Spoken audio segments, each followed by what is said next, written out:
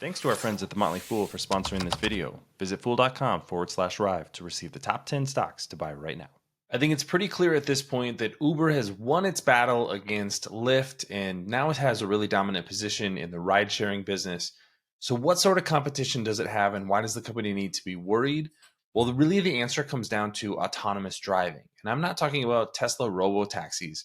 I'm talking about autonomous vehicles that are on the road today in 3 cities in the US and will be on the road in 5 cities within the next couple of months. That is Cruise. And Waymo would be the other company to look at. They are already operating vehicles without a driver, and they're only going to get more advanced in the future. So that's what I want to dig into today. My name is Travis William. Thanks for watching Rive Investing. Please subscribe here on YouTube for all my content.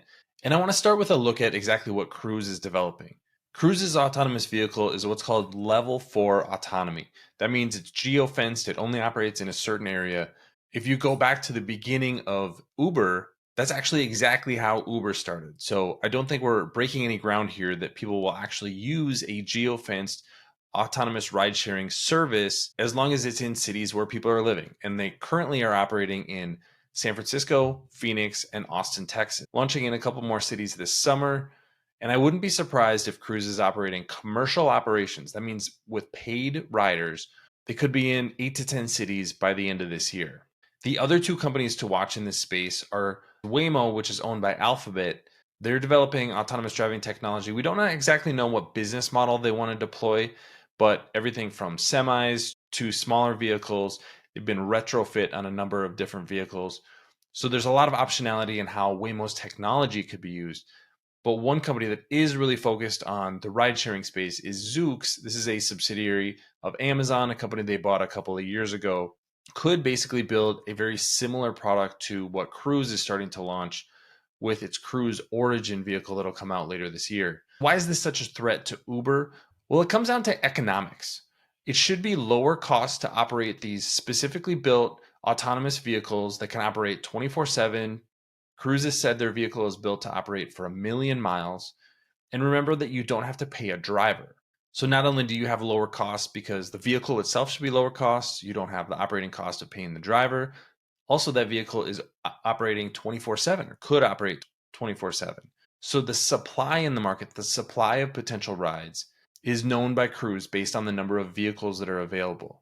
This should dramatically lower the cost for the average ride from about $25 for an Uber right now, potentially could be very profitable at $15 to $20. So it could be compelling from an economic standpoint and from an availability standpoint. The other thing I think is interesting to think about is over the last few years, Uber has really become a big player in food delivery. That's become a great business for them. Great to be able to use the drivers that they have in the network to do other things.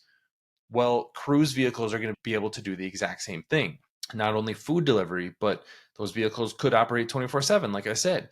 So, what if overnight we're doing in town deliveries? That's often operated by specialty delivery services that are picking up goods from one business at the end of the day and then delivering them to another business at the beginning of the next day. These are the kind of services that could be fit in to the supply that would be available from an autonomous vehicle. So, a lot of potential revenue sources. The more revenue sources you have, the busier those vehicles are kept, the lower cost on a per unit or per mile basis. That's really the ultimate threat for Uber. And I think this is really something that we're going to have to watch. Like I said, Cruise is going to be operating in 5 cities in the next couple of months. Waymo and Zoox continue to move forward, and Cruise is really starting to push them forward, seeing more and more from Zoox specifically. And if they start to launch in more cities and really start to build out their autonomous ride sharing services, I think that's ultimately a big threat to Uber. We know that Uber got out of the autonomous business for a number of reasons a few years ago. So the opportunity for them going forward is really to either license somebody else's technology or sort of lose out on this business. This is one of the reasons that I think we should be really careful buying an Uber today. The company is not profitable, still burning money, heading in the right direction. I don't want to discount that, but ultimately is connecting drivers who have their own vehicles to riders on the app. Is that going to be the future of transportation, or are we going to be doing these things autonomously? If we are going to be doing them autonomously, Uber may not be the winner. So something for investors to think about. But what do you think about the future of autonomous driving? Love to hear your comments in the comment section below. Don't forget to follow Rive Investing. Thanks for watching, everybody. See you here next time.